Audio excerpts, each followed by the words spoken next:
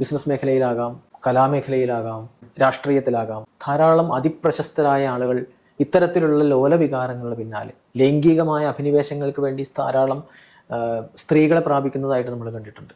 സത്യത്തിൽ എന്ത് സംഭവിക്കുന്നു എന്ന് വെച്ച് കഴിഞ്ഞാൽ, ആ വ്യക്തി സ്ത്രീകളെ പ്രാപിക്കുന്നതിന് പിന്നിലുള്ള അയാളുടെ പ്രേരണ എന്ന് പറയുന്നത് ലൈംഗികമായ അഭിനിവേശം അല്ല, ലൈംഗികമായ ആസക്തിയുമല്ല.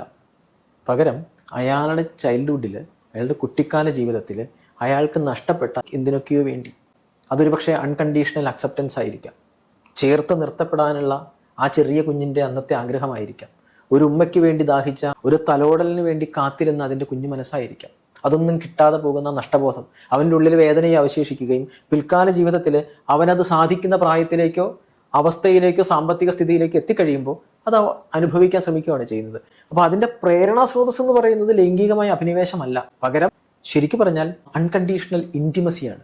ആ ചേർത്ത് നിർത്തപ്പെടാൻ, ലാളിക്കപ്പെടാൻ, പാമ്പർ ചെയ്യപ്പെടാൻ ഒക്കെ വേണ്ടിയിട്ടുള്ള അദമ്യമായ ആഗ്രഹത്തിൻ്റെ പിന്നാലെയാണ് അവൻ പിൽക്കാലത്ത് അവിഹിത ബന്ധം എന്ന് നമ്മൾ പറയുന്ന എക്സ്ട്രാ മാരിറ്റൽ അഫെയർ എന്ന രീതിയിൽ മറ്റനേകം സ്ത്രീബന്ധങ്ങളിലേക്ക് ഒരാൾ പോകുന്നതിൻ്റെ പിന്നിലുള്ള യഥാർത്ഥ പ്രേരണ എന്ന് പറയുന്നത് ലൈംഗികമായ ആസക്തിയല്ല, ചേർത്ത് നിർത്തപ്പെടാനും സ്നേഹിക്കപ്പെടാനും ശാരീരികമായി താലോലിക്കപ്പെടാനുമുള്ള ആ വ്യക്തിയുടെ ആഗ്രഹമാണ്.